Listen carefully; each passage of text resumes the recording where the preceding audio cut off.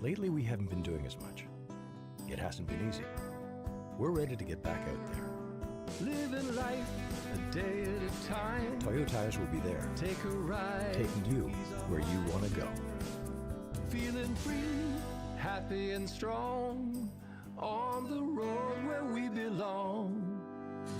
Toyo tires, making tires for your road. On the road where we belong.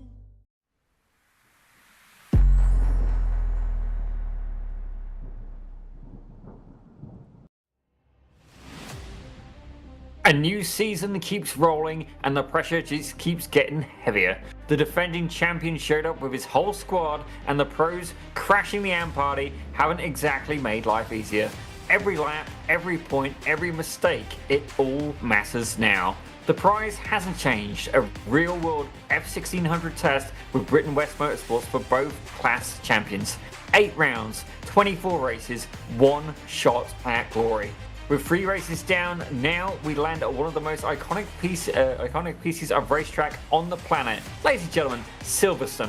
Fast in ways that will make your palms sweat, technical in ways that will punish anyone who shows up half awake. Sorry, Reese. If you don't bring real commitment, this pace will chew you up and punt you into the virtual paddock. In Pro, Nick Cardenbev holds a 1-point lead over Menezes. In AM, McLean has a 9-point cushion over Gerard. In other words, no one is safe. The stage is set, the grid is ready, time for round 2. This is Toyo Tires Formula 1600 Championship Winter Series presented by BIS, live from virtual Silverstone. Ladies and gentlemen, boys and girls, good morning, good afternoon, or indeed good evening, and welcome to Pit Road Productions. My name is Daniel Zippy Salmon, and joining me in the production booth today, the one and only Mr. Reese Gardner, and at the production controls behind the scenes, and sadly not behind the camera, Mr. Christian Hill. Yes, indeed, Zippy. This is, I'm really excited for this round, honestly. We've come off an incredible round 1, which you were right in the thick of the action for. And we go to a circuit that I think is going to offer some incredible overtaking opportunities. We are at the international layout of Silverstone. Let's have a quick look at what is to come here today.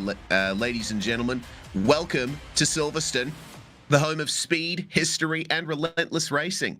Tonight, we take on the international layout, 2.979 miles of pure high-octane thrills. The lap kicks off with the iconic farm sequence that punishes hesitation and rewards absolute commitment. It should be flat out in these F1600s. Flick right, whip left, and hold your nerve into the first hard-braking zone at Village. Look for overtakes here.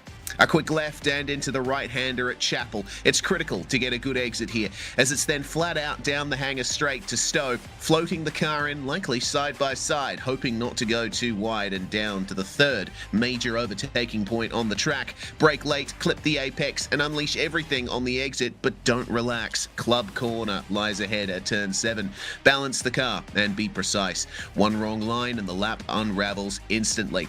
Silverstone International isn't just a track, it's a battlefield, a test of nerves, and the stage where heroes are forged. Tonight, speed meets strategy, and only the boldest will triumph. Zippy, it's been a while since I broadcasted a league race on this layout, but I think it's pretty underrated.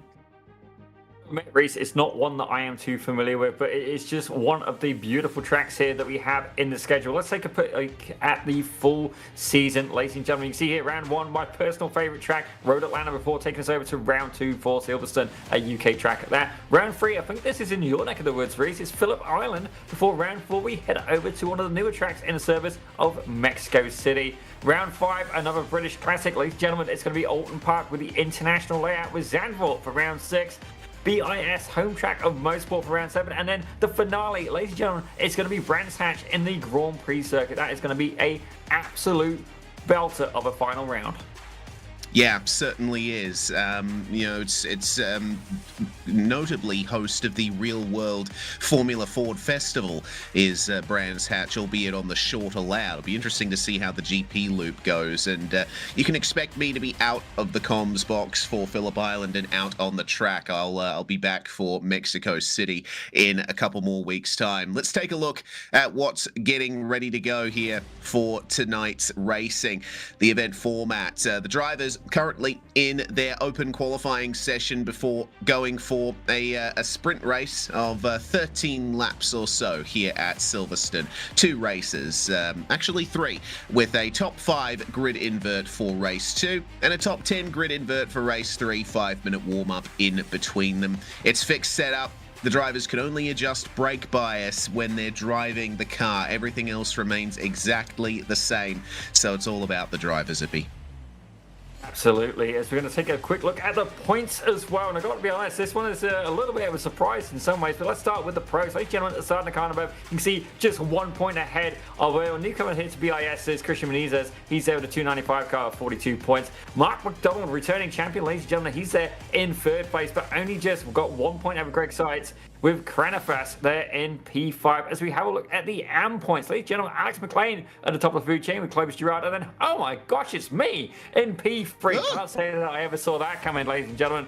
But so I managed to get a win. I'm pretty chuffed for that. Seeing myself in the graphic was pretty cool. Robert Covey though in P4, so to go high, and a huge thank you to him as well for the Lima Racing side. He's there in 5th.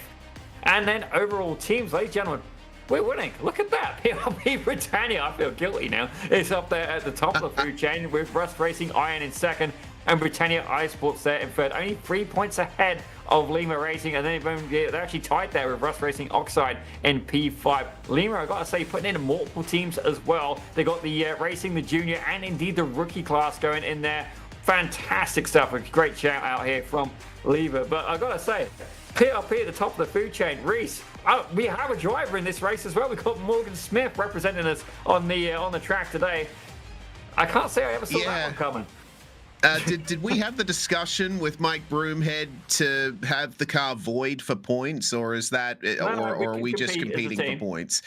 Okay. As a team, but not as individuals, which is fair. All right. You know, yes. You win fair enough. Anyway. All right. Fair enough. Okay, well, that is certainly interesting. The pressure is on as we go through the grid now. It's Clay Morris on pole position for the first race of the night. Logan Patcher is alongside him on the front row. Christian Menezes and championship leader Asad Nikardenbev are together on the 2nd row, with Greg Seitz starting alongside Michael Broomhead there. Rust Racing and Britannia on row 3. Mark McDonald, the former champion of this series, alongside Tyler Scaralli, teammate to Broomhead. The top 10 rounded up by Daniel Kranafis and Mitchell Green. As we have a look there at P11, it's going to be Ozzy Milwain alongside Brady Clapham, a real-life radical race winner, ladies and gentlemen, with Alex McLean representing PRP Britannia in P13, with Wyatt Cormier in 14th. As we have a look at 15, Morgan Smith, attaboy, he's going to be representing us tonight as well. He's there alongside Robert Covey. Guys, to see that Rob could indeed make it back. Graham Lobbins there in 17th, with Jonathan Pagazan there in 18th. As we have a look there in 19th, ladies and gentlemen, we got Matthew Mailman there alongside Paul Casamajor in 20th. And then rounding out your grid, ladies and gentlemen, one of the real drivers in the F1600, Connor Janateus, is going to be there at the back of the grid. Indeed, he certainly has some good pace on board him as the green flag flies, and we are away for the first race of the day. It looks like a reasonably good start from Clay Morris and Logan Patcher. Patcher is going to lead the way into turn 1, flat out through Abbey, and in just a couple of corners you'll see why this is the international layout of Silverstone and not the full layout. Hard braking into this hairpin, and at the moment it seems like running a little bit wide there is Greg Seitz, but he'll manage to stay ahead of Mark McDonald for the moment as they make their way through the right-hander and onto the hanger straight. Basically, half the track has been chopped off. Now it's time for the slipstream. Yeah, certainly we're going to see a little bit of a track party going on here. And Logan Paxer, I believe, is pretty handy in a go-kart, if I remember rightly, and definitely has been having a couple of real-life opportunities go ahead of him. It's looking like starting the Carterman there, looking to try and make a move up on the inside. Indeed, he is, ladies and gentlemen, makes his way up into 3rd place, getting him one ahead of Christian Means. Yeah, it looks like Sadvik Ardenbev is certainly working his way properly into that championship leader position, showing why he's there. And we will see how things go from here for him. Out onto the start-finish straight then. That's already lap 1 complete. A lap around here is only completed in about 1 minute and 10 seconds in these cars, so these races are going to be quite rapid. Well, as I say that, one of the drivers getting a little bit flirtatious there with the track limits. It looks like Nakadambev, that's contact there with Clay Morris, and they duck there behind the stands. Nakadambev absolutely catastrophically falling there through the order. He's down in P7, but Clay Morris really took the brunt of that hit. He's on, and then more contact again. Ladies and gentlemen, I think Morgan Smith ended up getting caught in that one as well. He's now dropped a place as well. Absolute pandemonium here at Silverstone. Yeah, it looks like that's involved Jonathan Bekezen and Paul Casamajor, Matthew Mailman as well. They have all fallen down the order massively as a result of that crash. And for Clay Morris's perspective, I don't think he was expecting Asad Nakadambev to try and come back all the way across to the racing line. And by the same token, Nakadambev probably didn't realize that Morris was leaving some space to his left on the way into that corner. Just a miscommunication between the two drivers that resulted in absolute chaos. Yeah, I definitely think I want to see a bit of a replay and find out exactly what happened to Morgan Smith as well. Certainly, Clay Morris. It looks like actually Morgan Smith there has been able to hold on to P15. I saw one of the PRP cars getting hit, and what can I say? I'm invested to figure out exactly what happened there. It looked like Mitchell Green, Brady Clapham, and John Piquez, and they may have all got involved in that incident, but certainly, Reese, maybe you definitely got a better eye. But certainly our viewers at home thinking that Morgan Smith got took out as well. But indeed, a couple of incidents here for the first race of the evening. Well, we'll very quickly move on to the battles to come then. I think there's going to be a few drivers that will have plenty to think about coming out of this round. Potentially a drop around for a few if the form continues. Side by side between the teammates, Daniel Cranefus and Mark McDonald. And actually, the Rust Racing trio is here too, with Greg Seitz bringing up the rear of it as they try to chase Broomhead down for P3. There's been some really big gains in the field thanks to those big incidents that we've seen. The hardest charger so far is, in fact, Cranefus. He's up 8 spots. Yeah, well, fair play to him. Chris Minnies has just set the fastest lap of 109.459. As we're actually on board with him right now, you can see him there applying a good amount of pressure to the back of Logan Paxer. Fair to say, Paxer's definitely no slouch. We have seen him here in BIS before. Limited attendance, though, so we're going to have to see what he does. A little bit of a slide there from the 295. And currently they are trying to pull away from Broomhead. It's currently about 1.5 seconds back in third, but albeit with a good gap over Daniel Cranefus, who's about 1.3 seconds back as well, but with 2 teammates right behind him as Moniz backs off there, looking not going for the move on Paxer early on. Yeah, okay. I think that's pretty smart, honestly, from Christian, because he's the problem is when you draft past someone early on in the race at a track like this where it's so short and you're going to be back to that straight before you know it. It's very easy for your rival to just slipstream back past you, and you can keep the back and forth going as long as you like, but it's going to cost you time to everyone behind. So I think Christian Moniz is playing this one pretty nicely, just making sure that he sticks with Patter at the front of the field, and they might be able to still fight amongst themselves for the win without involving these guys. Speaking of, it looks like the Rust Racing trio have caught up to Broomhead.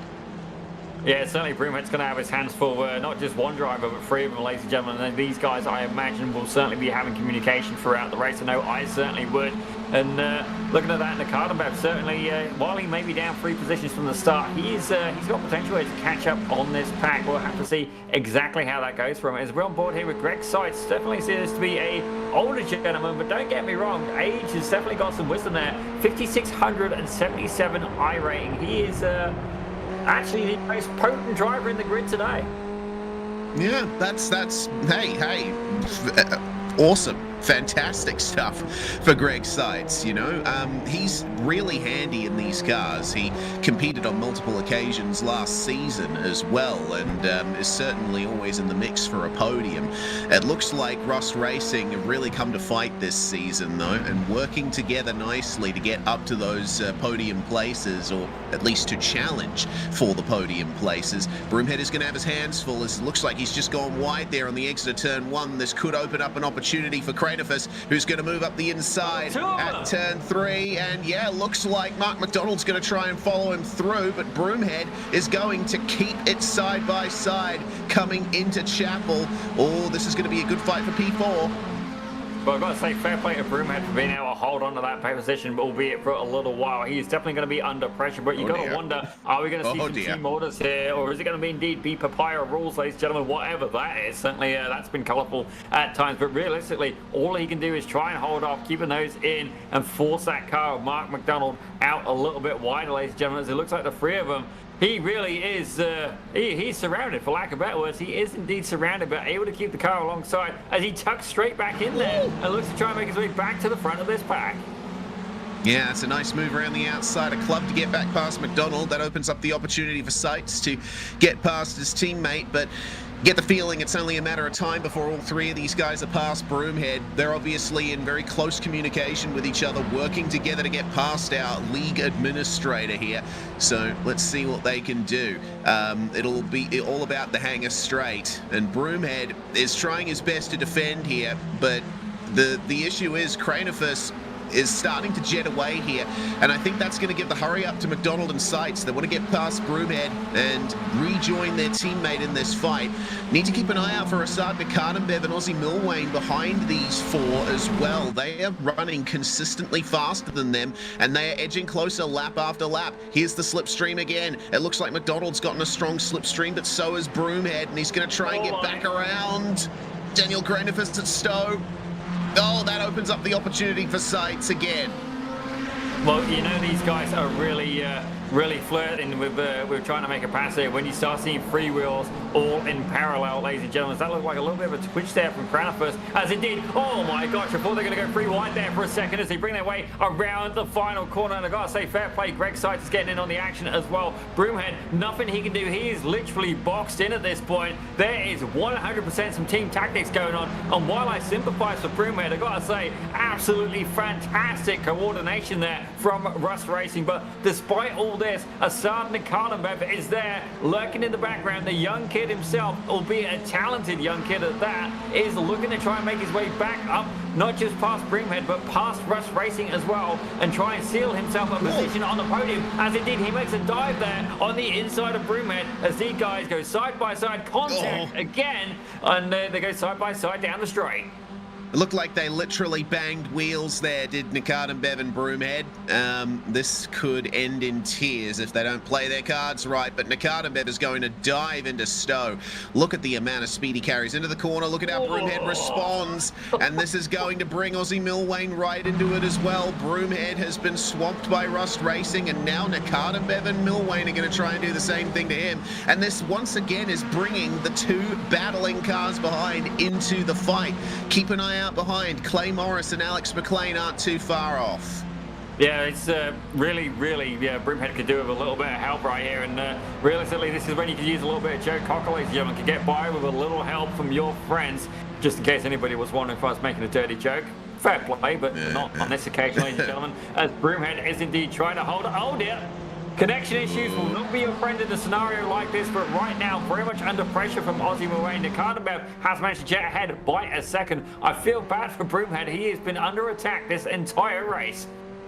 Yes, and unfortunately for him, his teammate Tyler Scarali, I think, was one of the cars involved in the shenanigans on lap 1. Scarali's all the way down in 15th and nowhere near an opportunity to help out his teammates. So we'll see what we can do here for Broomhead to hold on to a position in the top 10 at this point, because it seems like every time someone gets by him, there's another challenger right behind.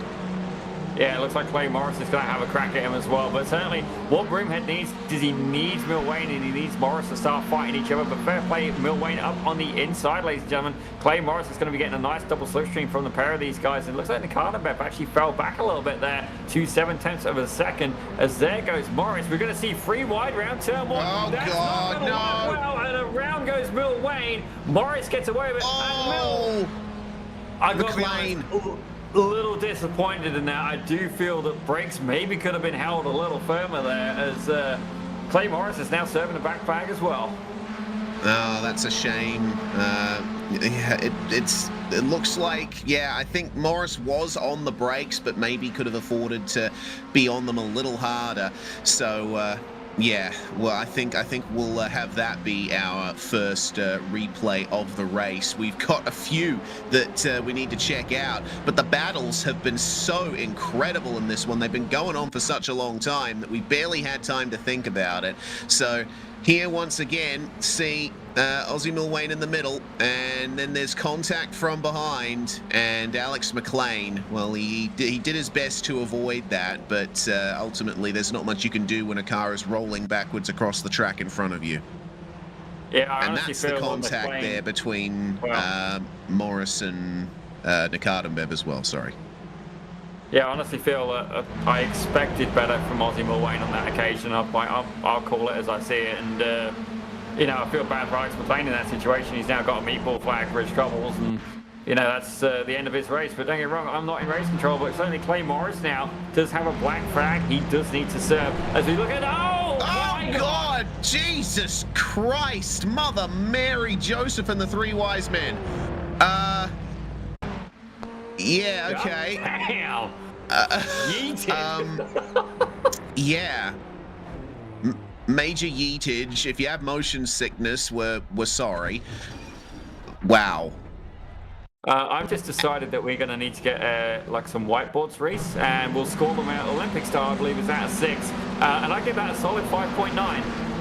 Yes. Now it appears the tables have turned. As revenge, perhaps, as one of the Lima racing cars goes airborne. Yeah, this is all on replay. This is all from lap 1, Zippy. These are the lap 1 replays. So yeah, that's the story. I think it was either Mitchell Green or Paul Casamajor. I'm not entirely sure. The car that went tumbling over. That is a real shame. Might have been Mitchell Green, as Clay Morris is forced to go to pit lane with his issues. And the battle for the lead will continue on to the final lap. We are on the penultimate one at the moment. Who's going to come away with the win here? Logan Paxer or Christian Moniz? This has been a well-executed fight from these two. They've been extending that gap over the field this whole time. There's no one else putting pressure on them, and they'll be free to battle all the way around this final lap. Well, as you say that, we're going to do a little bit of a flag update. Brady Clapham's got a black flag. Robert Covey has picked up a black flag.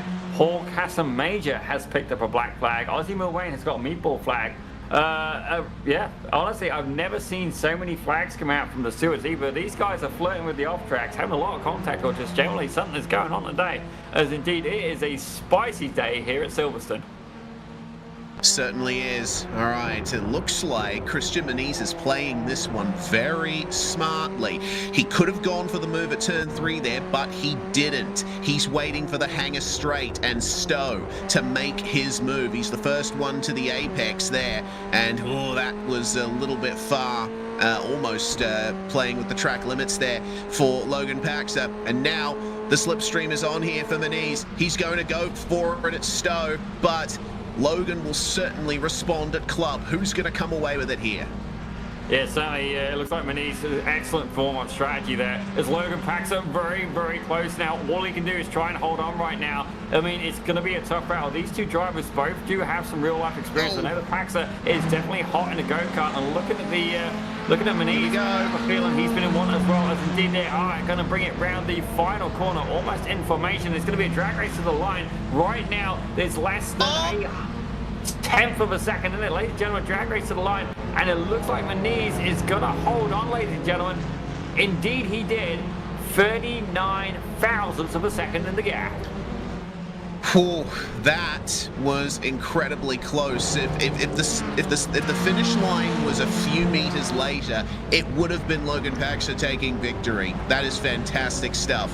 Seitz, Cranifus, and McDonald are going to round out your top 5 in the end. That's a spin after the line there for for Tyler Scarali, beating Robert Covey and Graham Lobban to the line. Great runs up the field from Covey and Lobban. They're up 9 positions each. So, you know, they were able to profit from the absolute chaos that put some of our front runners to the back of the field. Yeah, definitely a little bit of an interesting field here. I felt sure we had more than 20 cars to start. I'm showing 20 cars in a session, so we definitely seem to have lost a few at some point. Certainly a very spicy race for the first one here of the evening, Reese. Yeah, certainly. It looks like Janateus did not take to the start, so that's the reason why we only had 20 cars in the session. Well, our results from that first one, we'll see Christian Muniz taking victory over Logan Paxter, with Greg Seitz finishing in third. Cranefus and McDonald round out your top five, and of course there is a top five invert for race 2, so flip that top five. Mark McDonald will be starting on pole and Muniz will be starting fifth. Nicardenbev finishes in sixth, ahead of Broomhead, Cormier, Scarali and Lobban, and basically from here on out this is where they're going to start for race 2. Clay Morris in 11th, with Clapham, Picazin, Mailman and Covey rounding out your top 15, and now it's potentially time for redemption for Alex McLean, Ozzy Milwane, Paul Casamajor, Morgan Smith and Mitchell Ian Green, who were all unable to get to the finish on the lead lap. Count down the seconds, only 5 more to go for our race 2 start, with Mark McDonald in the Rust Racing green machine on pole position. Let's see who gets the run as the lights go out and the green flag flies, and we are away. Looks like a very nice start from McDonald and Cranefus. Looks like a lightning start from Logan Paxter. Meanwhile, he's already going to get past Greg Seitz on the way into turn 1, and he's going to carry that momentum to try and get past Cranefus as well for second. Looks like Logan Paxter has come here to fight today. Well, speaking of Logan Paxter, I believe that is potentially his father in the chat. Ladies and gentlemen, David Paxter is there in the YouTube chat. Thank you for joining us. There's chaos happening in the background, but Logan happens to be the 2023 Formula 1600 champion, ladies and gentlemen. So that's fair to say that's why he's up there on the podium. Yeah, absolutely. He is an incredibly competent driver in the real world, and that will translate very nicely to the sim. So, yeah, unfortunately, we did have an incident further back in the field on lap 1, but we do have battles going on here for the top 6. Michael Broomhead versus Greg Seitz, and they'll keep that going into club. And the problem with battling so closely this early on, as Nicardenbev looked like had a lock-up into club there, the problem with battling this hard so early on is you're going to lose bulk time to your rivals that you might not be able to make up. Yeah, all right, now you can see Broomhead once again having to go on the defensive. This time it's Greg Seitz applying the pressure, but frankly Tyler Scarali right behind him can maybe offer a little bit of wingman support, with Clay Morris lurking in the background as well. This indeed is the battle here for P6, as that's one of the Rust Racing cars. As Mark McDonald, ladies and gentlemen, car number 8, the previous BIS Formula 1600 champion, has sadly had an incident and has fallen way back to the field to P13 and tucks in behind Robert Covey. Oh, that's not good for Mark McDonald. That is far from ideal. Outside the top 10 now, but 10th place is not far from him in the hands of Alex McLean there. If he can work his way back to 10th, McDonald will start on pole again for race 3. The fight is on for the lead. Meanwhile, Cranefus, Paxter and Muniz now all involved in this fight. Nicardenbev and Broomhead are going to join them. Greg Seitz, Clay Morris and Tyler Scarali holding on in the slipstream. This is a much bigger fight than the one in race 1. Yeah, as long as these guys can keep it clean, it's going to be an absolute belter, ladies and gentlemen. Right now, Paxter is able to hold on to that lead, but for how long? As Cranefus goes and takes ahead of it, with Nicardenbev very much in there as well. We do have a couple of young drivers here, and it's fair to say that they may be young, but they are 100% quicker than me, ladies and gentlemen. Podium contenders and indeed talented in the real world as well. And you can see these two guys going side by side, fighting for the lead. I've got a feeling that's going to be an off-track, ladies and gentlemen, as Paxter takes to the grass. Oh, certainly does. And now Assad Nicardenbev will see the inside briefly open up, see him reaching for the gear lever. Assad is driving this car pretty much as it does in real life, and he's going to make contact there. And yeah, you can see how he feels about that one. Whoops-a-daisy goes Assad Nicardenbev. That's Daniel Cranefus that he spun around, and he's going to fall down outside the top 13, and he's going to keep his foot in it, keep it in the fight. Don't do it again, Assad. Almost collecting Muniz in the same fashion. I think he's going to have to dial down the aggression a little bit. Yeah, we have called him out previously. That's a little bit of a tank slapper. Well down, young man. I'm enjoying watching the facial expressions. A little oops, point, and then the car gets a little bit loose. He's like, I got it. I want to roast the young lad, but fair play to him. You guys haven't seen me race on camera, and probably for good reason. Whoa, look at that move from Sights at turn 1. Moves up the inside of Broomhead, and Clay Morris is going to try and get Broomhead as well. Michael is a former champion of this series as well. The Sim series, to make the distinction there. Greg Sights now right on the back of Asad Nakademev, who seems to be having trouble keeping the rear end of his car in check. It is a fixed setup. All drivers are driving the same settings, aside from brake bias. I think Asad might have to wind his forward a little bit if those slides on the way into the corners continue. Yeah, definitely. If you start getting the back end a little bit loose, you may want to make a little bit of adjustments, either in the driver or in the car. But right now, the front of the pack has started to separate a little bit there. It looks like Pasca and Moniz have managed to pull away very slightly there. As the meantime, Nakademev, Sights, Morris, Broomhead, Scarali, and Milwain are all fighting there for the final spot on the podium. All right, let's see how this works out here with Nakademev. Now, oh, hello. That is a big crash in the background there. Looks like Alex McLean involved, and Graham Lobban as well. Lobban, for the record, was the driver who caused the lap 1 incident that we saw in the background. He fired it into turn 3, collected the anti-cut sausage curb on the inside of turn 3, and launched into Brady Clapham. That's what caused the big cloud of smoke in the background on lap 1. It seems that the same thing has happened again, this time with Alex McLean at Club.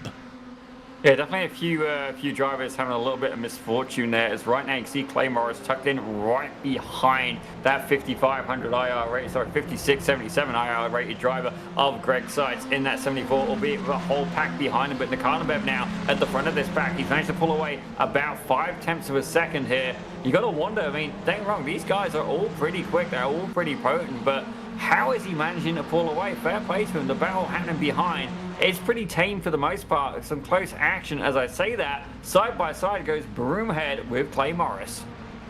Certainly does, on the way into turn 1, and it looks like Morris is going to get him there. Broomhead seems to be a big fan of going beyond the curb there at the exit of turn 1. He might have to reel that one in a little, because everyone else seems to be getting a straighter run out of the corner. Worth pointing out that through all of this chaos, it's back to Logan Paxter and Christian Moniz fighting for the win again. Yeah, definitely both of these drivers are very, very potent in F1600. Fair to say, I'm pretty sure Christian Moniz has had some real-life success as well. I've got a feeling these guys don't hold me to it.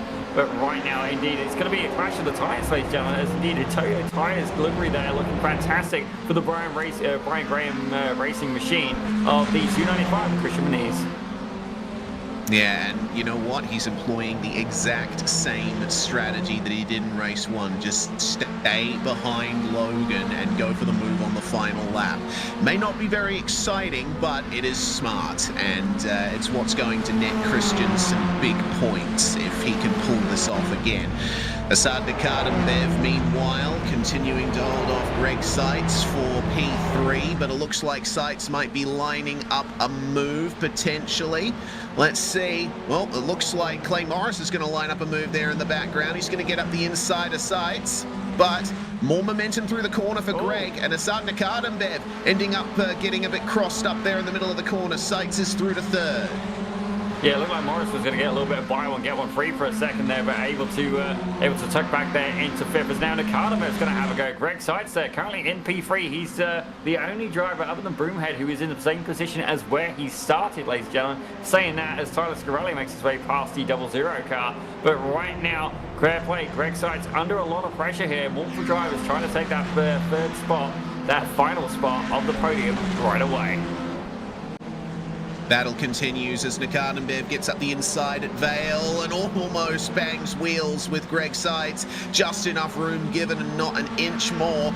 Sights is going to keep the inside through the exit of Club. Let's see then if he can keep it up the inside into turn 1. They make contact once again. These are open wheel cars, boys. It's meant to be a non-contact sport. Apparently, they're more than willing to get the elbows out. Yeah, certainly we're going to have to introduce elbow pads for next season or indeed next session, ladies and gentlemen, as we duck here behind the stands. But right now, Nakata Bev having to be on the defensive here as Greg Sykes looking to try and regain that final spot on the podium. Clay Morris very much in contention as well. Ozzy Milwayne's caught up, and Tyler Scarelli only 6/10 of a second behind this pack. Now we know that Milwayne is potent. He is a former BIS champion, ladies and gentlemen, won the pro class in the Radicals. I'm not sure which season it was, but certainly he has had real-world opportunities there and is indeed potent in BIS, and that will rated as one of the pros, ladies and gentlemen. But right now, actually, let's have a look here. Who's leading the AMs right now? Have a quick look at it. It's hard to tell here from the standings we've got. Yeah, indeed. I can't answer that question I can answer the question of whether or not Greg Sykes is going to fall down the order, and he certainly is, running wide into Vale and losing a few positions out of that one. Now he's got Scarelli and Broomhead for company. I think Broomhead's going to be happy that he has a teammate to work with in this one. It was far from that case in race 1.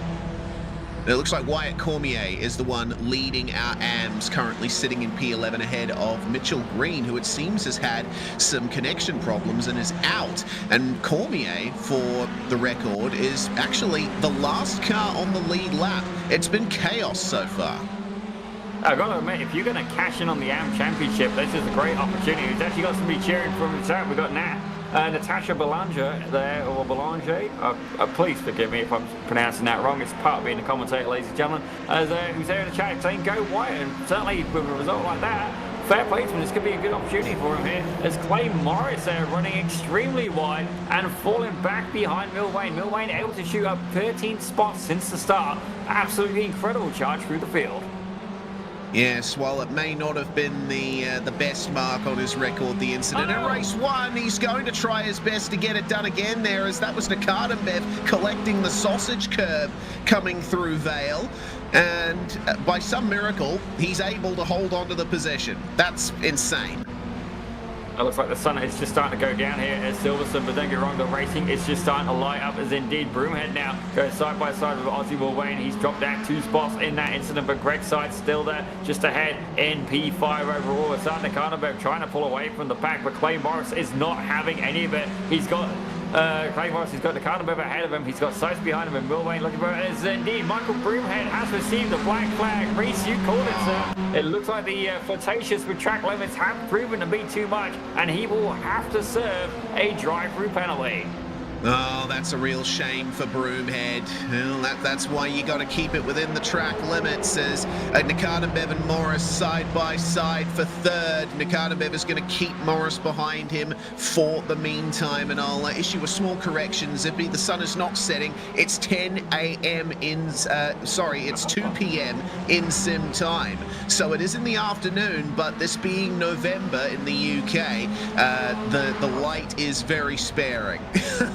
Yeah, no, I can definitely remember that being dark at 3 o'clock in the afternoon was indeed something that did occur at times. But saying that, it looks like it's going to be a little bit brighter from now on. Certainly with this racing going on, it is absolutely fantastic. As Milwayne and Sykes are now trading positions. Millwood? Make up your mind, man. Broomhead still keeping his foot in it despite the back crack regardless. Indeed, those guys were 2x2x2 into turn 3. That's incredible. Some really awesome racing for this one. And Christian Hill, producer in the background, saying he likes Millwood. It reminds me of God. Whew! That was quite the save there from Ozzy Milwayne. I was going to say, it reminds me of Aidan Millwood, sim racing YouTuber, who I'm familiar with and have had a chat to a couple of times. Meanwhile, Greg Sykes and Ozzy Milwayne have a front row seat to this fight as Broomhead peels into the pits. Clay Morris keeping Assad Nakadenbev behind him on the way into Vale. And now there's contact between the 3 behind. It looks like Scarelli, Sykes and Milwayne are going to operate their own fight here as black flags, yes, have come out further now for Milwayne and Sykes. Oh dear, it looks like they are getting a little bit too leery here in these races. This is going to be a case of who can keep it the cleanest. I've got to be honest, I have never seen a single show where we've had so many black flags in one session. Right now, despite the fact that we are 19 cars showing on my timing screen, we just had 7 black flags. Ladies and gentlemen, that's over 30% of the field being penalized by the stewards. Obviously, this track does encourage a little bit of off-track, maybe a few too many contacts with a few of these drivers. It's going to be interesting to see what race 3 has in store for us. And I think with the elbows out racing, we've seen there's been a couple of 4Xs thrown around as well. If you're not familiar with iRacing, if you exceed the track limits, you get 1 incident point. If you make heavy contact with another car, it's 4 incident points. And hello, that's Scarali, who's gone very deep at Vale. Seitz is going to go into the pits to serve his black flag. And now that unleashes Clay Morris and Asad Nikardembev to fight for 3rd place as the final lap begins. Nikardembev in the slipstream of Morris, as Christian Muniz and Logan Patcher have been following each other for the lead this whole time. I think we're going to be seeing a pretty similar situation to the end of race 1 with those guys battling, and Morris has, it seems, backed off a little bit into turn 3. Okay. This is going to be a battle for who gets the slipstream. That's tactics there from Clay Morris, but Nikardembev is going to run wide and not give him the slipstream. Yeah, no wonder now it is indeed a game of chess. As Logan Paxer and Christian Muniz, let's take a look at the lead battle here as they are going side by side. Ladies and gentlemen, I do have to wonder, I feel for Paxer, because realistically, if Christian's there and sitting in his slipstream and saves it to the final chance, what is he supposed to do? Like, how do you defend that? As we've seen a little bit of over-under potentially there, not quite. Is Muniz going to be out on the run? He puts a nose up on the inside. These guys getting each other out. It could be catastrophic. A little bit of a slide there. It's going to be a drag race to the line, and on this occasion, Paxer is able to hold on. Ladies and gentlemen, 39, I'm pretty sure it's the same gap as last time, 39 thousandths of a second between them. Incredible consistency. That's crazy. The exact same winning margin as in race 1. That's incredible. Clay Morris winning the fight for 3rd as Broomhead's going to try and regain the position here on Seitz, both of them having served black flags in this race. Seitz is going to win the drag race out of Vale, and Broomhead is not able to respond through club. He's going to have to settle for 11th, and with Seitz finishing in P10, that was a significant fight. Greg Seitz has just secured pole for race 3. Well, you say that Ozzy Milwain did finish the race with a black flag, so he may indeed get a post-race penalty. We're going to have to see what the final results look like. But I got to say, from a commentary point of view, guys, you got to chill it a little bit. I mean, the racing's fun, but damn, you guys are... If we introduce, like, you know, BIS or Pit Road Productions gets $10 for every time you guys pick up a fine, we are going to be funded for next season by the end of this show. Yeah, we are indeed. And Tyler Scarali is sharing the same sentiment in Sim. He's just said in the text chat, and I quote, "Boys, we got to hang with the top guys better. Why are we fighting on lap 5? Yeah, I can't disagree with that assessment. No, I like a good scrap. Fair play to him. Certainly myself, I'm not one to shy away from a fight. And don't get wrong, sometimes it pays off, sometimes it doesn't. But he does, tactically, he does have a valid point. But you know what? We're all about having a good show here, ladies and gentlemen. So we should probably go over the results here from race 2. Indeed. So with it all worked out with that post-race black flag there, Patcher, Muniz, Morris and Nikardembev with Scarali are your top 5. Clapham, McDonald, Cormier, great finish for Cormier, 8th place. Greg Seitz and Michael Broomhead finished 9th and 10th. That's where they're classified. And Broomhead will get pole for the start of race 3. Ozzy Milwain with that black flag to his name will be the last car on the lead lap, 45 seconds down. It's a lap down for Alex McLean, Robert Covey and Matthew Mailman. 2 laps down for Jonathan Becazen. Morgan Smith did not take to the start, but he ended up exiting pit lane 3 laps into the race, and that is where he stayed. Retirements for Mitchell Green, Daniel Cranifus, Graham Lobban and Paul Casamager. Looks like Casamager didn't take to the start himself either. Man, this has been pure chaos, Zippy. I'm honestly not sure what's going to happen in race 3. Anyone could come away with the win. I mean, definitely, you see Ozzy Milwain got pushed there to P11 because of that black flag, so it's fair to say it definitely cost him pretty heavily there. But Silverstone, certainly this layout is not usually one that we see on the circuit, especially with this international layout. Certainly, Reese, I know yourself was looking really forward to it, and I think, honestly, I prefer it over the Grand Prix layout as well, but not a track that I've really driven. But Silverstone, quite a wide track. We do have opportunities for 3 wide, plenty for. I do wonder if we're going to see a little bit more of that in the final race.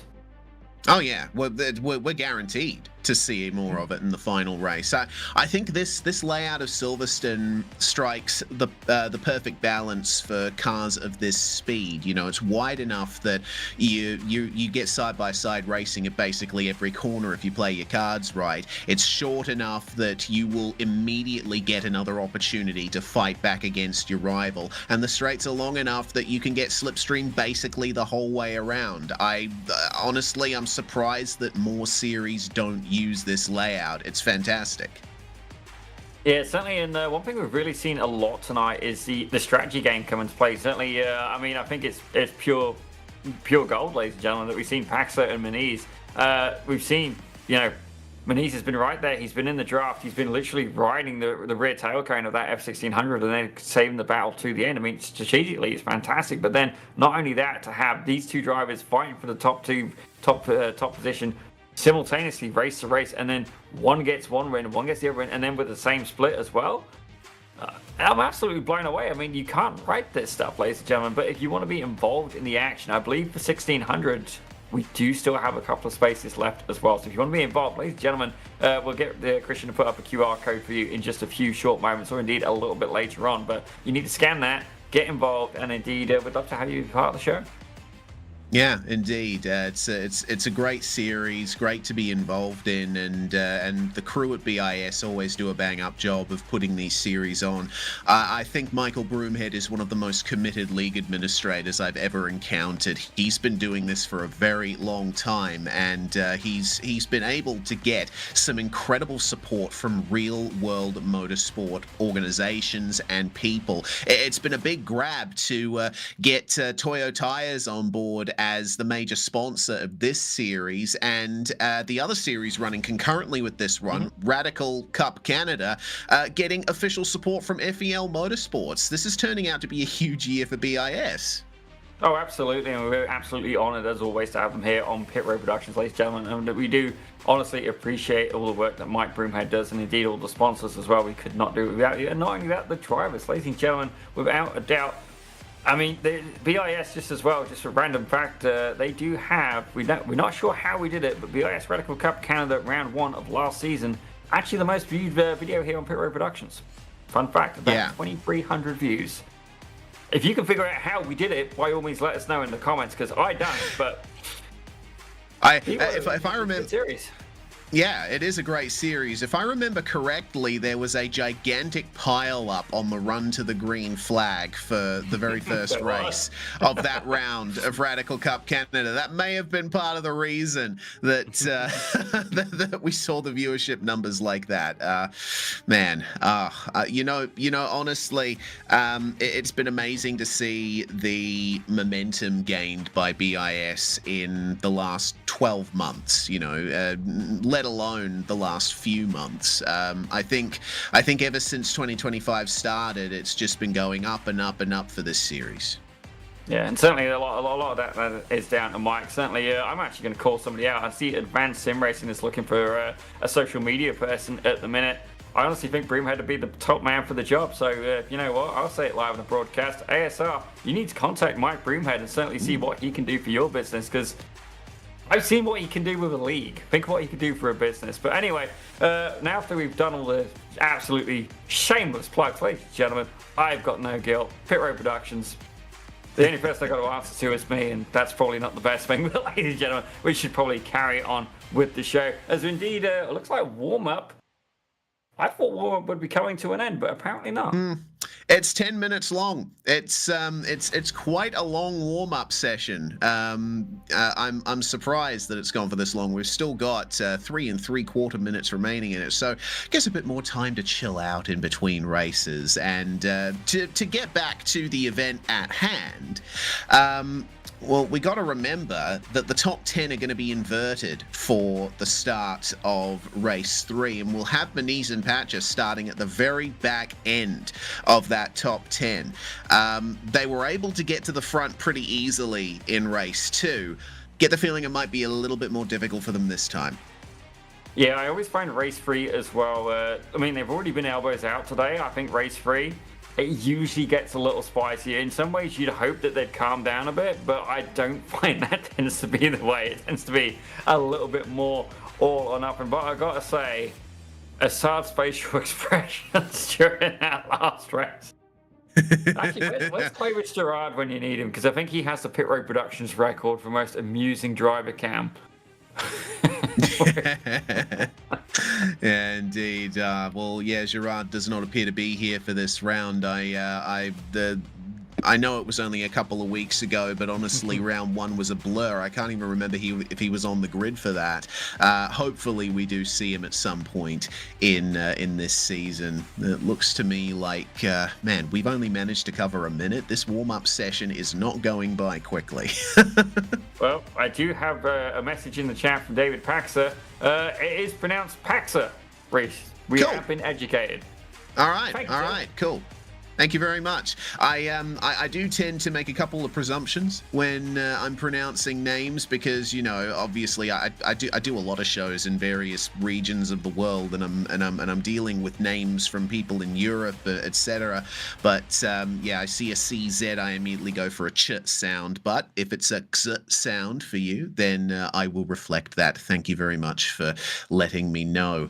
Yeah, I guess it's good that issue hasn't come up too much here in BIS. We have had a couple of more international sounding names, but the majority of them have been pretty easy. Well, ladies and gentlemen, that is an honest review from Reese Gardiner. From myself, Daniel Salmon, ladies and gentlemen. See, we can even do it to our own names as well. Denial Salmon. Yeah, I actually sound a little bit like I got street cred at that point. So, but honestly, my boy Denial. My boy Denial, I'm in denial. But if Christian, if you could just pop up that, what's the word I'm looking for? QR. Code. I believe it's the QR code A. Yeah, if you can pop up that QR code. Here we go. Ladies and gentlemen, if you want to get involved with BIS and watch us absolutely destroy pronouncing your name, this is the only way to do it. The F1600 squad does indeed have a few spots available, and if you're wondering, okay, why should I come in and do this? Ladies and gentlemen, it's a broadcasting series. You become part of the BIS family as well, and let's be real, the main reason a lot of these drivers are doing it is for a real life test session. Huge thank you to Britannia West there, Britain West, for providing that for both the Pro and Am winner, ladies and gentlemen. That is on what series do you get a chance to drive a real car? You know, that is absolutely fantastic. Yeah, both of the BIS series running at the moment have that as the grand prize, a real-world test in the real-world version of the car that you race in the sim. It's pretty fantastic. We'll have to keep our eyes peeled, though, for the start of Race 3 and see which drivers get a few points closer to claiming that grand prize of the real-world test with Britain West Motorsports in their real-life Formula 1600 machine. It is time for the warm-up to come to its conclusion and get ready for the grid for race number 3. So it's going to be Michael Broomhead starting on pole position for this one, the first champion of the BIS F1600 championship a couple of years ago, has Greg Seitz alongside him. These two have been fighting all night long, and they're going to continue that. Wyatt Cormier, an incredible start here in the AM car, is going to start P3 alongside reigning champion Mark McDonald. Brady Clapham has brought the Lima Racing 77 into P5, starting alongside Tyler Scarelli, and then Assad Nicard and Bev and Clay Morris are on row number 4 with Christian Moniz and Logan Paxa, our top 2 from both races thus far, starting back in 9th and 10th. Let's have a look there at P11. It's going to be Ozzy Milwain alongside Alex McLean. I've got a feeling that's going to be an interesting garage match, ladies and gentlemen. As we make our way back to P13, it's Robert Covey for Halla Racing alongside Matthew Mayowan for Lima Racing Jr. P15, Jonathan Pagazan is there, one of the Lima Racing rookie drivers, alongside Morgan Smith. Hopefully we'll see him take to the grid on this occasion. And Mitchell Green's going to be there in P17 alongside Dana Granifus. And ladies and gentlemen, green, and away goes Broomhead with Greg Seitz in hot pursuit for the very start of this race. There we go then. Broomhead leads the way into turn 1, and we're already seeing Morgan Smith and Mitchell Green making up places further back. They're up to 14th and 15th now. Mark McDonald alongside Wyatt Cormier there, and Wyatt goes very wide through turn 3. The same for Mark McDonald, for Greg Seitz as well. Looks like Asad Nakatembev is going to get himself back into the fight for the podium here, up 3 places. Logan Paxer is up 3 places as well. Christian Muniz not having as good of a run up the field. He has only gained 1 position thus far, as they're already 2/3 of the way around lap 1.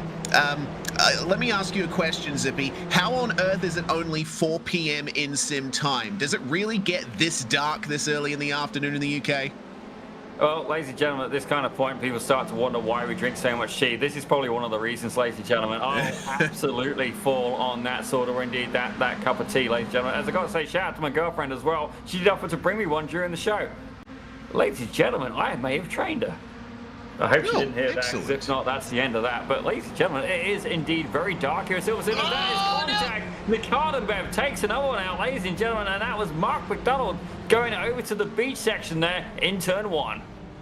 Yes, indeed. Did he end up hitting the barriers is the question. Looks like he might have just kept the car out of the tyre bundles. Honestly, Christian, behind the scenes, I am requesting a replay of that on board with McDonald, because goodness me, that I think is the luckiest escape I have ever seen. Got up the inside of Nakatembev into turn 1, lost it by himself, the rear end kicked out, and it looked like Nakatembev, well, I wouldn't say he took McDonald out.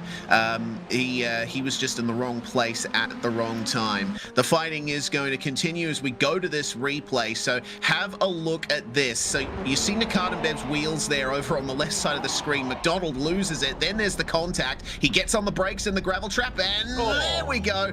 That's how close he got to the barriers. That's crazy. I gotta be honest, I wouldn't mind seeing that from another angle there. I couldn't quite see where Nakatembev was, and don't get me wrong, where's Scarali going in the background there, taking the scenic route. I wouldn't mind seeing that replay from another angle. Here we go, let's have a quick look. Maybe see it from an overhead or something.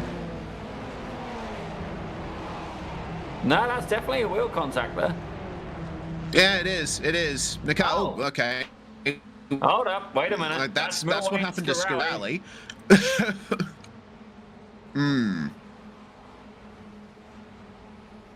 Yeah, I mean, McDonald had already lost it. There wasn't much that Nakatembev could do there.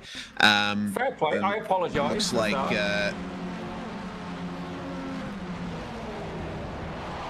we'll see what happened to Scarali here up behind. Okay, that was Clay Morris. That was definitely a takeout there. The number 14 of Milwaine involved as well. Looked like Scarali just got right into the back of Clay Morris there into turn 1, and he's fallen back to 18th. Cormier and Kranifus, the next drivers to have issues here down at Vale and Club. They both recover just in time for Morris to arrive on the scene. Well, speaking of Wyatt Cormier, he's currently got his mum in the chat, so power to her, as she's currently watching. So we've got Natasha Boulanger. I do apologise if I'm... we have been terrible for names today, Reese. Or Reese, Mr. Gardiner. As here we go, we've got a camera here with Christian Muniz there. You can see they're working hard. Got the gloves on, ladies and gentlemen. Definitely a face of concentration there, as right now he is indeed in P4, 7/10 of a second behind Greg Seitz. And yeah, as the Christian is saying, seeing a little bit of a black and red theme here in this gentleman's equipment. Yes, indeed. He certainly works well with the half light of twilight again at 4 p.m. That just doesn't make sense to me. Obviously, I'm geographically challenged sometimes, as that looks like Broomhead having a little whip around there in Vale, and that's going to give Muniz 3rd place. Well, it does look like something's happened in the grid as well. Both Morgan Smith and Robert Covey have received a black flag, and they have indeed come to contact together here. Let's find out exactly what happened. Certainly Morgan Smith not having his best race today. A little bit unfortunate there. Yeah, not nice. Morgan's had a tough time. It looks like it happened down at the final couple of corners. Smith lost it into Vale, actually. The rear end broke free, and Robert Covey was right behind him. And so there was nothing that could be done there. They ended up interlocking wheels. This is a lap early, I think, Christian. Morgan Smith, it happened into the final corners on the 4th lap for Robert Covey. So here we go. This should be it. So Smith losing the rear, and yeah, I think if I understand that from Robert Covey. If you're that close, it's pretty much impossible to react when there's a car spread eagle in front of you. Yeah, definitely a little bit unfortunate there. Certainly a little bit more seat time maybe required for the pit road productions driver on this occasion. As here we go. This is the back of the 77. That's Brady Clapham with Mike Broomhead. If I'm not mistaken, I do believe he was given a little bit of a push down the line there, Reese. Yeah, you don't often see bump drafting in these kinds of cars anyway. It's basically nose cone to gearbox contact. But it looks like Michael and Brady are trying their best here to keep up with the top 3, and they might try working together here. Remember, for everything that's happened so far, we are only halfway through this final race, if that. Broomhead gets the run on Clapham, but the question is he close enough to try and grab the draft off our top 3? That is the big question. I'm amazed, honestly, the fact that the conditions are getting this dark, because remember, these are open wheel cars. They don't have headlights, so I think the drivers are going to have to be careful here. Side by side through Vale, and Broomhead's going to hold on versus Clapham. Evidently, Brady is keen to continue the fight there, as Paxa, Moniz, and Seitz will continue their fight in the top 3 for the first time. Paxa and Moniz have company, but they are in the exact same order in the top 2 that they were in races 1 and 2 as well. Well, there is definitely the extra variable of Greg Seitz being there. I do have to feel that that's really going to put a dampener in the tactics that Christian Moniz has been executing so far in race 1 and race 2. But I've got to say, fair play, Brady Clapham. That was an absolutely phenomenal dive there. Not a dive, but a phenomenal move there. Certainly a good attempted pass. Let's go with that on Mike Broomhead. It was an absolute beauty. And fair play, no contact, good run. Didn't quite get it done, but it was certainly entertaining to watch. Yeah, definitely. You're guaranteed entertaining racing in BIS F1600. Let's see then, as we come up on 6 laps to go, what Seitz's plan is. This is, I think, basically the first time that Seitz has really been in contention for the victory. Yes, he finished 3rd in race 1, but he was a long way behind Paxa and Moniz. So, you know, combine that with a 9th place finish in race 2, and this is the first time Seitz has really had that opportunity to potentially take victory. Moniz setting the fastest lap there of a 109.4. It looks like Broomhead and Clapham aren't able to break out of the 1 minute 10 second bracket. They do trade spots coming into turn 3 again. Clapham back into 4th, and I think at this point, Broomhead might have to settle for just battling with Clapham for 4th. Yeah, certainly once drivers get so far ahead, you got to really weigh up the pros and cons. I mean, you can try and work together, but just how far is it going to get you? But I'm going to keep a little bit of an eye here on the 69 car of Alex McLean. He's currently leading in the AM division for this race, and he does think it is. He does have a Saab Nakata 1.3 seconds ahead. Kranopus is 5.7 seconds back. And realistically, if an incident should occur further up in the field between either Clapham, Broomhead, and as I say that, he's just made his way past Nakata Bev. What's happened there? Nakata Bev's gone off track.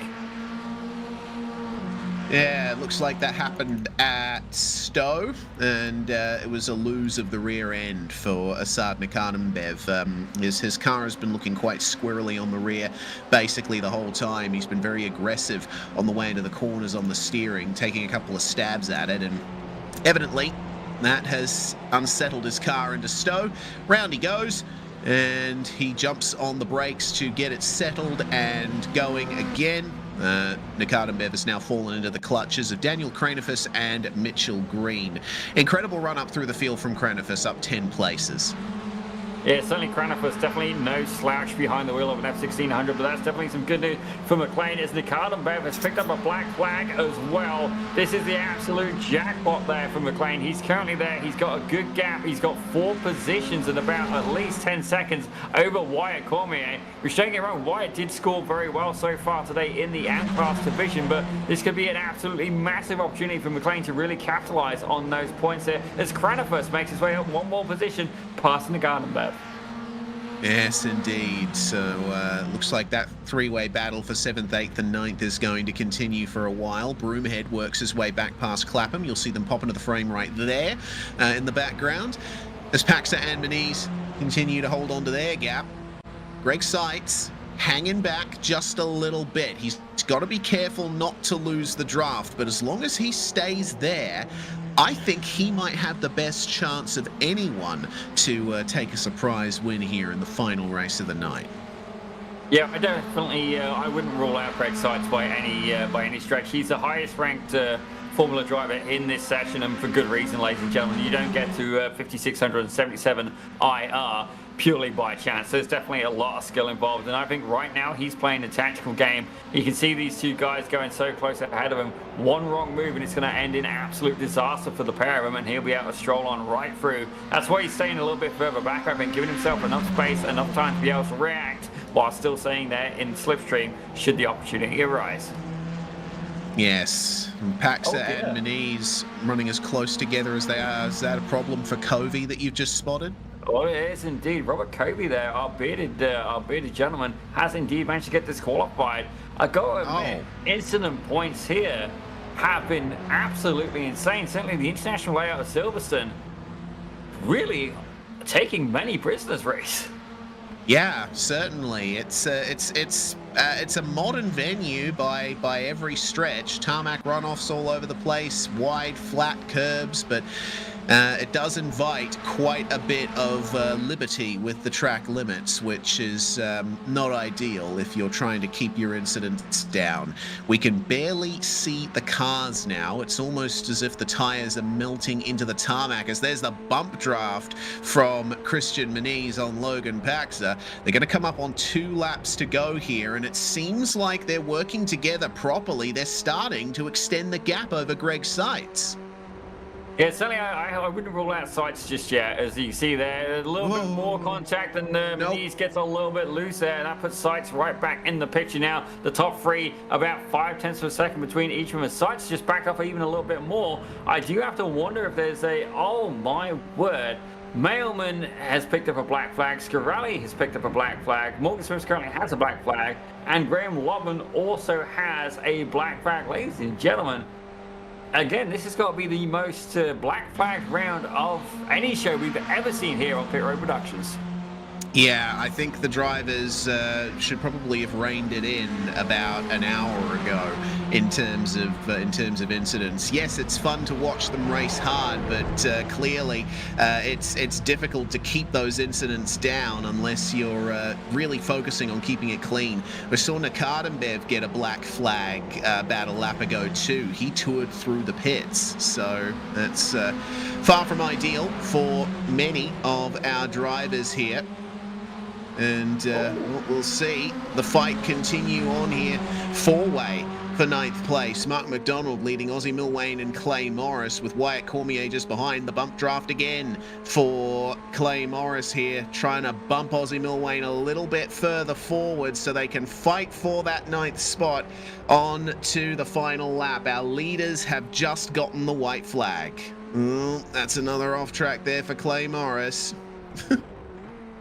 A feeling that the strategic off track may be in play, and a few of these drivers may be skirting a little bit too close to that limit there, as we do indeed return to the lead battle. Greg Seitz dropped back, I'd say, out of the drafting range. He's about 1.1 seconds back right now, as Moniz gets a little bit there aggressive over the curve. Thankfully keeps hold of it there, as right now he is trying to chase down Paxa, who is side by side heading down to the down the straightaway. Who is going to emerge victorious? Right now it's 1 apiece, the same gap between them on time on both races. Absolutely incredible. Are we going to see it once more? 39 thousandths of a second between them for race 1 and 2. Who's going to emerge victorious in the final race of the evening here at Silverstone? There's the cutback from Logan Paxer. He's going to be on the outside. He's trying the same thing that Christian Muniz did in race 1 and 2, but he goes for a slide. He spins, and that leaves Muniz free to take race number 3. Oh my goodness, that is going to be a win, a second, and a win for Christian Muniz. And Greg Seitz finishes in second place there. Paxer finishing in third. And Michael Broomhead will beat Brady Clapham to the line for fourth. McLean winning the AM class. Cranifus and Mitchell Green will cross the line almost side by side there for seventh. And Mark McDonald and Ozzie Milwain will continue their fight to the line as well. In that order, that is your top 10, and I think they're very glad that's over because night has truly fallen. Again, it's still not even 4:30 in the afternoon. Well, definitely the sun going down early here at Silverstone. Actually, reminds me of Billy O'Irish, actually, a YouTube streamer, who YouTube, Twitch streamer, TikTok, or whatever. I don't get TikTok. Who actually lives out near Silverstone. So, Billy, on the off chance you're watching, hoping you're well, sir. Yes, indeed. Well, that's everyone across the line that was able to get there, and that will be our final results for the evening. Christian Muniz, looks like, is going to be your round winner here with 2 wins and a second place. Greg Seitz, meanwhile, a third, a ninth, and a second. That may well be third place for the round all up. And Logan Paxer with a win, a second, and a third will be... actually, I think he will be second place for the round. Yes, he will be. So that's going to round things off on the podium. Broomhead and Clapham round out your top 5. Then it's McLean, Cranifus, Green, McDonald, and Milwain who round out your top 10. Very varying fortunes in this one, Zippy. Yeah, definitely some varying fortunes. As we have a look there at P11, it was Clay Morris with Wyatt Cormier in 12th. With another cheerleader, Jesse C, cheering him on in the chat as well. Nakata Bev, he takes 13th with the interesting facial expressions we've seen this evening. Graham Lobbins in 14th with Matthew Mailman in 15th. Tyler Scarelli took 16th with Robert Kobe in 17th. Morgan Smith there in 18th with Jonathan Picazan in 19th and Paul Casamajor rounding out your top 20. And it looks like that's going to be the end of things there with Connor Janateus being present in the server for practice, but not setting a lap time in qualifying and not taking to the start in any of our races here. Zippy, I understand that you've got Christian Muniz for the first of our driver interviews. Well, I've got to say, Christian, we can see why you were a vice champion last year for Toyo tyres in the F1600. David Paxer actually informing us of that. It's fair to say you definitely had some strategy in mind, certainly some good battles throughout. How did it go with that last lap there? Looks like you got into a little bit of a contact. On our end, there wasn't any contact. Like on my screen, I didn't receive a 0x or anything. Me and Logan were just talking a little bit before this, and it was just he missed his braking point just a little, and it's totally understandable. I did that a couple times throughout the race. So on my end, I was happy. Love racing Logan. We go years back, you know what I mean? And it's always a pleasure racing for him. So first race, he led majority of it, and then let me kind of have a last lap battle and try to make a move. And then I returned the favor in the second race, kind of led early on, and then kind of let him run his own race, decide when he wants to make the move. And then the last race here was all up for grabs. So last lap there, going into the last chicane, not the way you want to see it end, but on my end, it was a good day so far.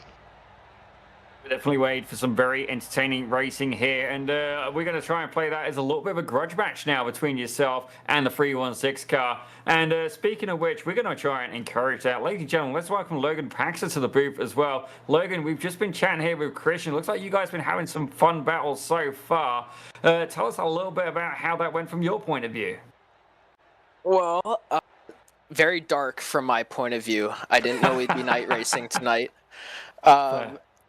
But apart from that, we had been kind of deciding the race in the chicane previously. So I was trying to think of something that he wasn't expecting me to do, something that he hadn't planned for. So I thought that maybe if I could hold him around the outside of the left-hander and then keep him on my outside for the right-hander, I'd be able to cut the distance to the checkered flag no matter how good his run is and kind of finish it off. But I missed my braking point, got loose, probably touched a little bit of the grass just as I'm looking at the replay now, and just looped it around. But I'd rather have done that than not tried, and just, came home second. Well, definitely made for some great battles. And certainly, fun fact for you guys, from what we can see, you guys were both 39 thousandths of a second split between you for race 1 and for race 2. It was absolutely incredible to watch, so fair play to you. But then in the last one, it looks like indeed Christian will get the better of you on this occasion, Logan. But I have a feeling we're going to be seeing more. We'll start, Christian. Is there anybody you want to shout out today for today's performance? On my... sorry. Go ahead, Chris. Sorry, I didn't realize you're still here. Go ahead. Oh, good. I called out Christian, but let him do his bit. You'll get your turn. I gotcha. All good. On my end, I'd like to thank Brian Graham Racing. As many of you know, I race in the Toyo Tire Series in real life, and Brian's support, I couldn't imagine a better place to go out of karting. I'm sure Logan can appreciate that, also going to F1600. So thank you very much to Brian. And again, Satellite Racing, who I race with in the Radical Series, but they're the esports team I race with, and some of the best people to have in my community. Satellite Racing, would that be Alex Ellis by chance? Exactly, yeah. He's been my driver coach, you can call it, for the past couple of years now. So quite close and always fun racing with him. Yeah, no, fair play. We know Alex Ellis, and if you got that man giving you some coaching, I've got a lot of confidence in that you'll be doing quite well as well. But Logan, now indeed is your opportunity. If there's anybody you'd like to shout out for today's performance. Oh, finally. Anyway, yeah, I'd like to thank Prime Power Team. They're a top-tier Canadian karting team. I've been riding with them for 8 years now, and hopefully many, many more. So, yep, shout out to them. And yeah, that's kind of it. Well, ladies and gentlemen, both of these guys being able to pick up some wins tonight, and indeed it made for an absolutely fantastic show. It's going to be a clash of the Titans next round, albeit these guys, a Titan you tend to think of an older fella, but these guys, aspiring Titans. How about that, fellas? Is that a title that you reckon you guys can get used to? Certainly some good battles indeed, and certainly we're going to be looking forward to seeing these guys battle in the real-life F1600s as well. But for now, ladies and gentlemen, it's Mr. Christian Moniz and indeed Logan Paxer, your race winners for today. Well, fantastic moving stuff. Are you okay, Reese? You got some more in you? No. Okay. I thought it was all over. I'm going to mute up again. Ladies and gentlemen, my poor comrade, my Australian counterpart, it's fair to say he is a little bit worse for wear today, as indeed we are. Well, we're going to try. There we go. There's Mike Broomhead, ladies and gentlemen. And indeed, who else could we steal? Let's try and get Wyatt Cormier and indeed Alex McLean. We're going to pick between you guys in varied states. Unless, Mike, would you like to perform an interview? I'd certainly enjoy watching that. Well, perform one. I don't really know what's happened. I don't really know what's happened apart from my race. That was pretty intense on my end. I see that Wyatt's had a good finish and Alex has done well yet again. So I don't really know what happened, to be fair. How was it for you, Wyatt? It was pretty good. Race 1, race 2, I basically just got lucky. I got the luck of the draw. Race 3, I made my own mistake that got me down to P3 in class, but nobody's perfect. 2 wins is nice, especially after last round where I had 3 crashes. So it's nice to bring it back. Oh, Certainly. Sorry, Mike. No, you go ahead. I did want to. I enjoyed putting you in that situation. I'm sorry, but I got to say, Wyatt, fair play to you. You did have a cheerleading section today. Your mum was watching, so we had your mum Natasha there tuning in, watching as well, and we also had your friend Jessie C tuning in as well. So fair play to you. But Wyatt, it's looking good in the AM Championship, but there is somebody else in this interview who's probably going to have something to say about that. Ladies and gentlemen, the driver of the 69 car, Alex McLean. Tell us a little bit about how your race went in the final round. Final round, honestly, I'd say it was pretty great. Dodged a couple bullets, unlike my first 2 races, which is unfortunate, but you can't win them all. The last race was pretty much just a cruise fest, I think, at the end of it, but I was slowly catching up to Mike and Brady, seeing if I can get up to them and race them a little bit, but I just wasn't fast enough to catch up to them both. But it was a very good move from Mike at the end of the race, keeping that position. We've got to say fair, easy Fido. We've got to say fair play to you, Alex. Certainly, if you're going up against the likes of Brady Clapham, a real world radical driver, and indeed a real world radical winner, ladies and gentlemen, and indeed Mike Broomhead, I know he can drive a real car as well. Fair play to you. You're going to have your hands full. But Mike, I'm going to put this question to you. We're seeing, without a doubt, the biggest amount of black flags we have ever seen in any Pit Road Productions broadcast by a good margin. Tell us what on earth was going on track today that would trigger such a thing. It did look like, yourself included, a little bit of maybe the strategic off track there at times, or maybe a little bit of bump traffic. Tell us a little bit about what do you think caught these drivers out today? Yeah, I think I contributed to 90% of them, to be fair. I was getting one a lot. Every time I would plummet, that's probably the reason. But yeah, it's honestly, on the exit of the corner onto the back straight, onto the hanger straight there, you basically breathe on the white line and suddenly you've got an X, right? And it just builds so quickly. And, sometimes you just lose the front end and it just drifts out and you come back on track a little late and suddenly you have to drop a second. There's those sausage curbs as well, which are nicely placed and they're half the height of these cars. So, you touch them and you're just being sent. So I went around the outside of some of them, which just kept my car together, but it gave me a huge slowdown. So, it's the F1 style open track tarmac runoff type track where you can sort of just, there's no definitive edge of the track and it's easy to sort of push those boundaries and just touch the line a little bit or go over it a little bit too much. So, I would love gravel or grass around the outside of these tracks, so at least you know where you stand, and going off is a penalty within itself. So, yeah. It's that kind of track, but you know what? The next one, complete old school, Phillip Island. It's going to be a good time. Well, ladies and gentlemen, we will indeed have the pleasure of Reese Gardner representing the commentary booth on that occasion. But gentlemen, we are indeed going to leave you to it. What an absolutely fantastic race here at Silverstone. Put your hands together, raise your glass, or do whichever form of celebration you feel is indeed appropriate for it. Indeed, league admin, Mr. Michael Broomhead in the 00 car, and two of our AM winners for this evening, Wyatt Cormier with cheerleading section, ladies and gentlemen, and indeed Alex McLean. A huge congratulations to all three of these drivers. Thanks. Well, ladies and gentlemen, we will indeed welcome Reese Gardner back to the booth. We're going to use up every last resource we have, including our Australian counterpart. As Reese Gardner, what was your closing thoughts for Silverstone here today? Well, excuse me. My thoughts are, this was a crazy round, and I do think that, entertaining though it was, we did see the limits pushed a bit too far in some places, particularly when it came to track limits and such. I think Phillip Island, with nothing but grass lining the track, is going to rein that in a little bit, and I'm certainly looking forward to getting amongst it in 2 weeks' time when I'm on the grid. Well, certainly we are indeed going to be looking forward to that as well. Well, that is just about going to be it for us today here on Pit Road Productions. You have indeed been in for a treat, ladies and gentlemen, the BIS and indeed the Toyo Tires Winter Series of the Formula 1600 Championship. It's been an absolute belter, but if you want to see more of that, you're going to have to tune in on December 3rd at 8:30.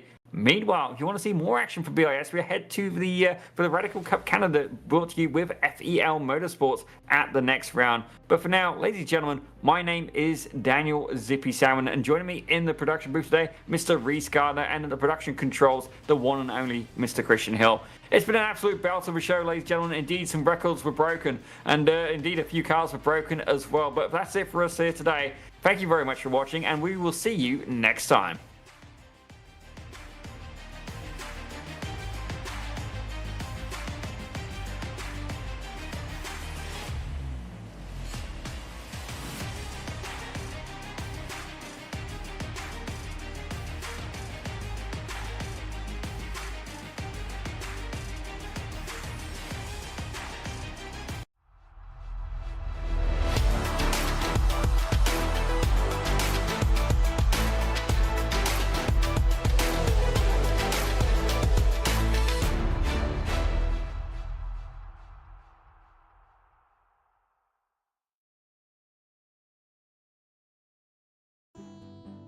Lately, we haven't been doing as much.